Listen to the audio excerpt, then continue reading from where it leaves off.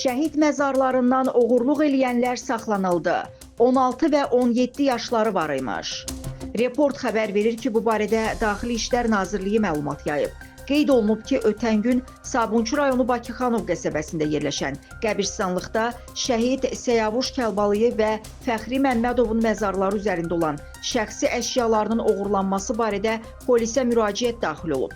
Polis əməkdaşları hadisəni törətməkdə şübhəli bilinən 17 və 16 yaşlı şəxsləri saxlayıblar. Məzarların üzərindən oğurlanan gitara, hərbi çəkmə və hərbi dəbilqə aşkarlanaraq şəhid ailələrinə qaytarılıb. Hadisə ilə bağlı araşdırma aparılır.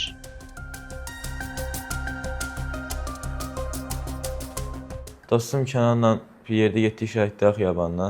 Şəhidlər Xiyabanına girəndə gitarı var idi orada, kaska var idi, bir də hərbi batinka var idi. Üçünü də götürdük. Gitaranı 30 manat məbləğində satdıq. Kaska ilə batinka da evimdə gizlətmişdim. Bakıxanov qəsəbəsində dostum Vüqarla Şəhidlər Xiyabanına girmişdik. Şəhidin məzarının yanında gitara var idi, onu götürdük. Şəhidlər Xiyabanına yenidən gələndə orada hərbi kask və batinka var idi.